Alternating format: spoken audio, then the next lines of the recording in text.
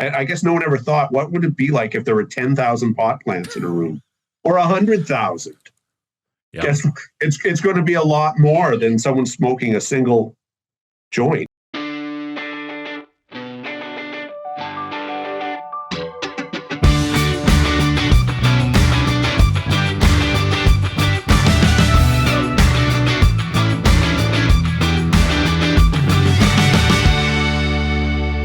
Here we are back for another episode of Closer Look here across the Village Media Network with Michael Friscolanti. I'm Scott Sexsmith, and tonight on the program, it's pot in Pelham. Yeah, this is a wild story. This has been going on for years and years in the town of Pelham, which is part of Niagara Region. Our site, Pelham Today. Yes. Previously, the Voice of Pelham has been covering this for a long time. Basically, it stinks there, Scott. There is since 2015 when they legalized cannabis, the federal government legalized cannabis. There's been tons of production facilities across the country that have kind of blossomed. Pardon the pun. And I got that. In Pelham, there's kind of two big producers, and there's been hundreds and hundreds of complaints from residents about the odor in the community, right? And so there's been some bylaws enacted, heavy fines levied. There's been some court battles, some Ontario Land Tribunal fights. So it's been an ongoing legal saga for the last many years, to say. And this kind of hit ahead this week where there was a hearing at the OLT. There's a court hearing coming up in September about this. And so we kind of wanted to dig a little deeper into what's actually been going on there. So we've invited David Cribbs. He's the Chief Administrative Officer of the Town of Pelham, a very well-spoken guy. He's going to come on and give us a bit of a history lesson.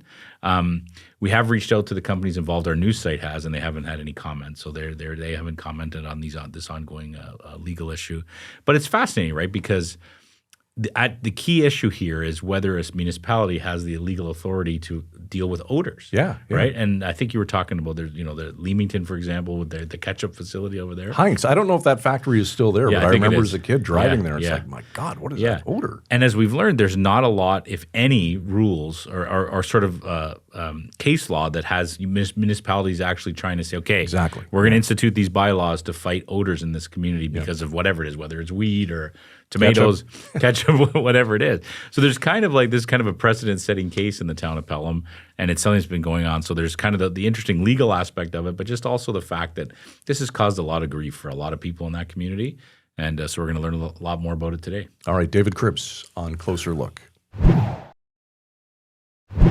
Pleased to be joined tonight on Closer Look by David Cribbs, the CAO of the Town of Pelham. David, thanks for joining us tonight. Good to see you. Good evening, gentlemen. All right, let's get right to it. For 6 years, Pelham has had a bit of an odor problem. What is going on? Well, I'm afraid it's been more than 6 years. I've been here 6 years, and it predated me.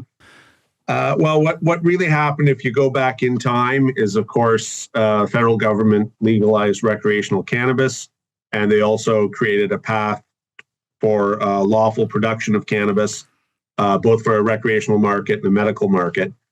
When they did that, I don't think anyone in the federal government understood what it actually takes to grow cannabis, or that there would be implications. And so they sort of put the rules in really quickly, and no one anywhere across this country, any municipality in any province, was ready for what they did and the speed at which they did it. So what you saw writ large were a lot of greenhouses that were designed to grow tomatoes, strawberries, cucumbers, etc., transformed over to cannabis production. And in and of itself, that might not be problematic, but of course, strawberries, cucumbers, etc., when you have to vent, don't create odors or don't allow the escape of odors that are that many people find objectionable. Mm-hmm. So you went from it not being a problem living next to a greenhouse that grew strawberries to all of a sudden it being problematic to live next to a greenhouse that grows cannabis. All right, David. So how bad of an odor are we talking about here? Obviously, you've smelled it. I have many times and oft. What a number of our residents have said at a number of the open houses over the years is there are days when you have to have all your windows closed, and you really can't, and it's of an order or magnitude. You really can't enjoy your property outside, and for some, unfortunately, if you're not fast enough, you've got the odor inside as well. So that's I've heard so many people say that, and of course I've driven I've experienced odor myself, that I have no doubt that to be true. So how many complaints are we talking from residents, David? Hundreds, more? What's the number? Well, in fact, the numbers have changed over the years. We've certainly had years in excess of 100 complaints and other years with under 100 complaints. The 6 years I've been here, we've never had, I don't think perhaps there's been a month somewhere where there wasn't a complaint, but for particularly bad odor events, it's certainly possible to get a dozen or so without hyperbole, literally hundreds over the years. And those are the people who are prepared and willing to put in the time to put in a formal complaint. I think many people, as my life experience is that most people will be bothered by something but still not formally complain. Canadians are fairly polite, and it's not so different in Pelham. Or stoned. You don't even have to say a word, David. Sometimes less is more. Okay, so what are the producers saying about the complaints, and how many producers are there in Pelham? Well, so another interesting question. I can't tell you how many, because I don't know, not because I'm hiding something, but understand that on the small level, on a micro level, it's very easy to get a medical license to grow for a relative or a neighbor or a friend, someone who's not capable of growing the product for themselves, but you are allowed to grow cannabis for your own use, particularly if you have a medical prescription. So on that level, I don't know how to answer the question. On the larger level, historically, there have been 3. At the moment, there are 2 active producers in Pelham, both of which are in converted greenhouses, as we discussed earlier. Thanks, David. So how did the town respond? Was there a bylaw created with some fines as an option? How did you respond? Well, I don't know how much history you want. The first, when a problem was realized, and so in 2018 into 2019, the town passed an interim control bylaw, which is sort of like a sledgehammer we have in the planning world to say, just stop doing this thing, don't do this thing, no more of this thing. We're going to study it and figure this out. I'm paraphrasing, but that's essentially what that does. And from that point onwards, we've had some form, and that gave us the time to start studying. I joined the town in 2019. There were already planners and lawyers working on behalf of the town on this issue. And as well as a number of residents who formed an expert advisory committee to the municipality to try to help us deal with something that really, by default, most municipalities had no idea how to address. So today we have an odor nuisance bylaw that council passed on November, odor management bylaw is its official name, and they passed out on November 20th of 24. That is being challenged by one of the 2 cannabis producers in the court system. Yes. And have you levied fines under that bylaw? We have indeed. Yes. 7 times that I'm aware of, and it's certainly possible that number is higher. I don't ask for a daily update, sort of get it monthly. Okay. But to my knowledge, 7 times since November 20th, we've laid charges under that bylaw. We talking tens of thousands of dollars worth of fines? Yes. Yes. Okay. And is that the issue? Is one of the companies challenging the legality of that bylaw? So we have over both my time here and predating my time here, we've had multiple different legal cases around cannabis. At the moment, there are 2 substantive, I would describe as 2 substantive ones. Okay. One is in the court system. That is where Redecan or Tilray, its corporate parent, which is a stock market traded corporation, I might note, they are challenging the validity of the bylaw, both the town's capacity to pass the bylaw and or alleging that it was passed in bad faith. Okay. So that's one That's case. in court. That's the court challenge. That's in court. Okay. That's Superior Court of Justice in Welland, Ontario. Okay. The other is in front of the Ontario Land Tribunal, and that also involves Redecan and or its parent company, Tilray. And that has to do with land use and the facilities specifically. And there are sort of 3 issues between the parties, and the parties have come to a meeting of the minds on 2/3 of that. And there's one outstanding issue, which may result in a hearing now early next year. a hearing on its merits. Okay. David, how rare is it, like in a case like this, for a local business to be attacking the validity of a municipal bylaw? So to out myself, I started my career as an in-house municipal lawyer at the City of London back in 2003, at the risk of sounding middle-aged or more than that. We're there too, don't worry, Welcome to David. the club, brother. Yeah, it's okay. So back in those days, I mean, my very first day as a municipal employee was in a hearing run by the City of London as against the Hells Angels and the licensing of an adult entertainment facility. That was my first. I didn't even know where the Welcome pencils to the job. were kept. I go along with the more senior lawyer and just listen with wide eyes and think, this is amazing. Here's your And ever pass key. The since, it's been a washroom's really down the hall on the interesting left. But in my time as an in-house municipal lawyer, I have personally been involved with and or seen firsthand municipal challenges from cab companies, from landlords for licensing student rentals, in the adult entertainment industry, both body rub parlors and strip clubs. So that's all been part of my life experience. That being said, for the last decade, this is the only industry and issue with which I have any personal experience over the last 10 years. So it's become far less common. I think we've all sort of figured out what powers municipalities do or don't have pursuant to the Municipal Act.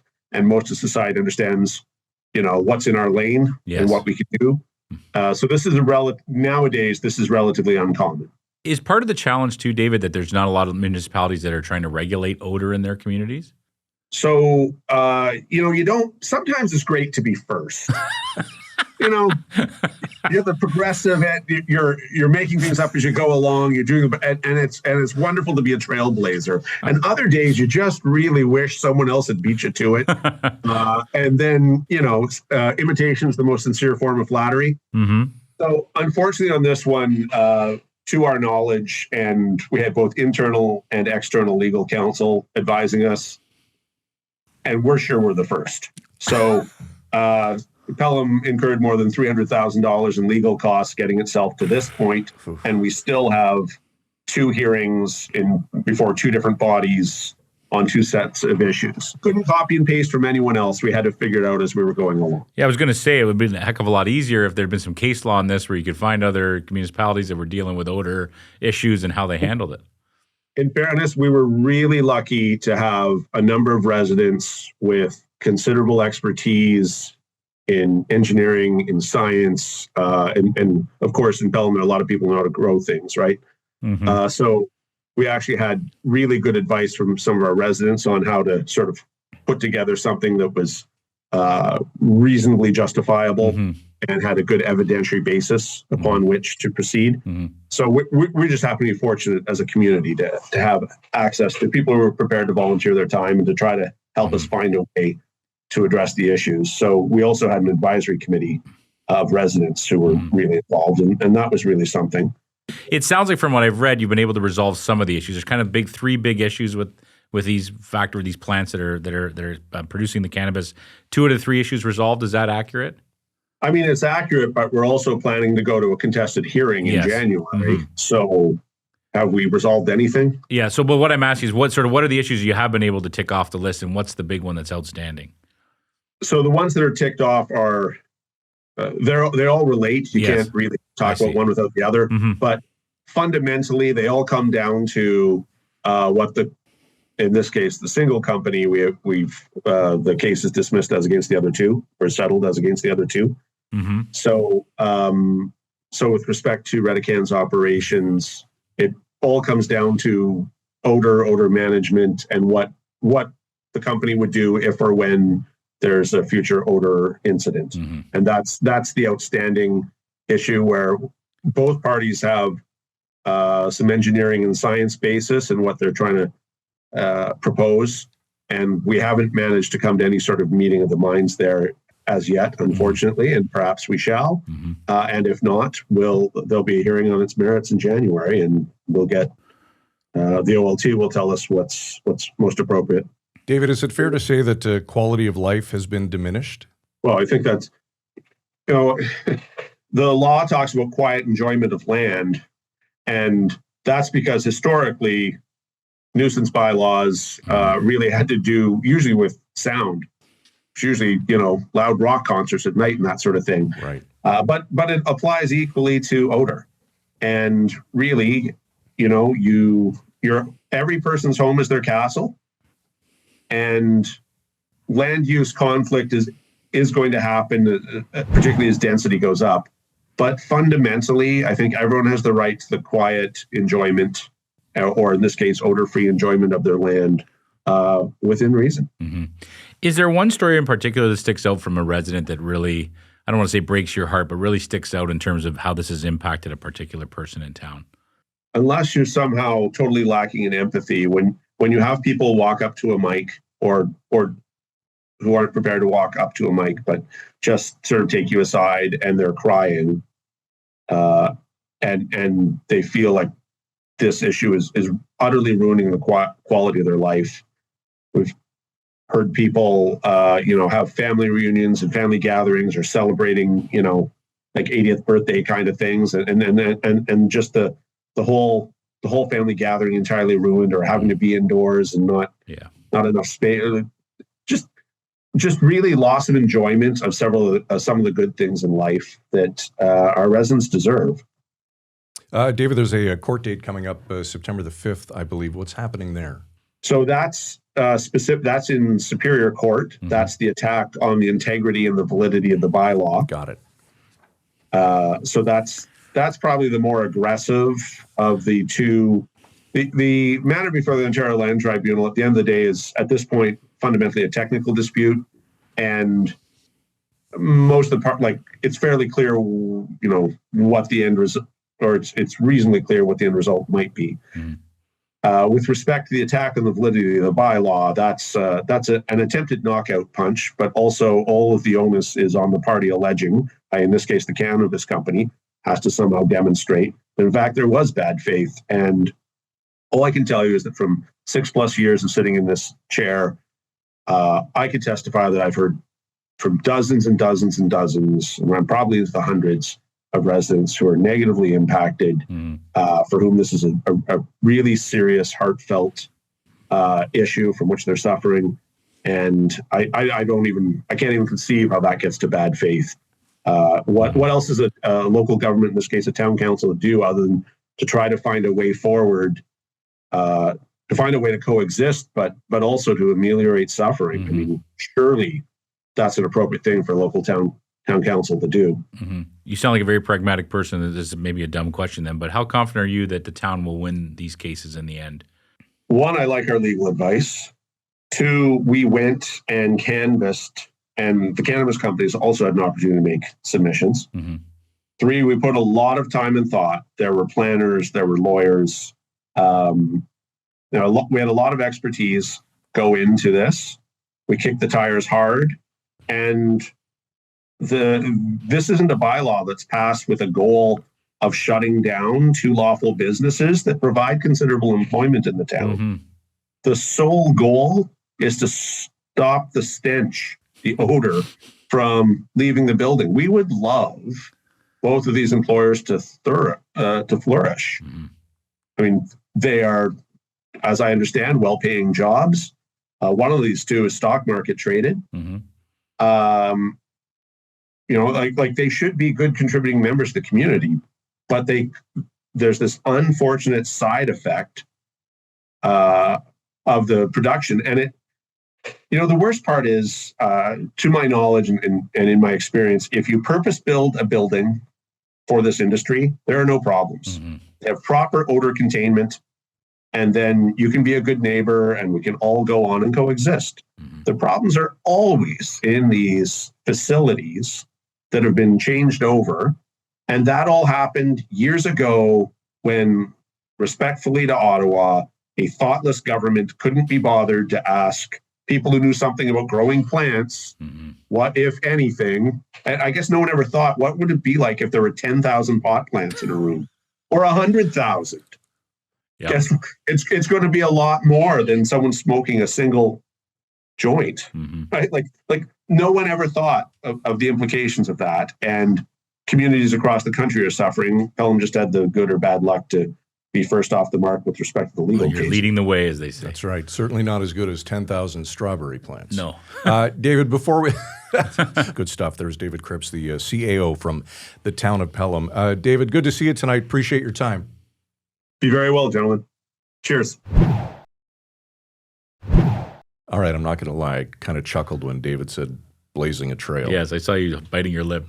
Tell you, Pelham is the place to be on 420. Or not the place to be. He may not think so, Yeah, but yeah, one or the other. of course we say that in jest. It's fascinating, though, right? This issue of odor in the community, right? Yeah. Derek mentioned it too. Like, well, what about farmers they may not Manure. bring out the best smells that are going on there, right? Cigarette smoke, cigars. Yeah. Where do you draw that line? Yeah, and you could see. I think David was pretty humble about it, but there's probably got to be some excitement too that you are blazing that trail. You're trying to figure out how do we deal with this problem that's obviously. And he was pretty passionate about how this is impacting Very the much people so. in that community. And it's an issue that you can be sure that other municipalities are watching because they probably have other issues with odor control from other things going on in their community, and they're not sure what to do either. So however this case turns out in the courts, what precedent has said is going to be something they can lean on as well. Absolutely. All right, good stuff. Tomorrow night on the program, looking forward to this one, Olympic champion, now an author, Jennifer Jones. Yeah, this is going to be great. Jennifer is one of the greatest curlers who ever lived and arguably made the greatest curling shot ever made. Certainly. We'll talk about that tomorrow night. But she's put out a new book. What's it called again? It is called Rockstar, My Life on and Off the Ice. Yeah, which she stole your idea for your autobiography. I know that was going to be the title of yours. I don't want to go out on a limb here. She's going to sell a few more. She might. Well, I'm just saying. You made a couple great shots. Yeah. So I've missed many more, trust me. Exactly. All right, Closer Look podcast.ca is our brand new website on YouTube. Give us a follow, subscribe, if you will, at Closer Look Podcast. And, of course, you can reach out by email 24/7, closerlook@villagemedia.ca. Jen Jones, tomorrow night on Closer Look. Going to be a great episode. For Michael Friscolanti, our editor-in-chief, I'm Scott Sexsmith. Thanks for watching. See you tomorrow night at 7, right here on Closer Look. Frisco and Scott's Wardrobe provided in part by Moores, Sault Ste. Marie.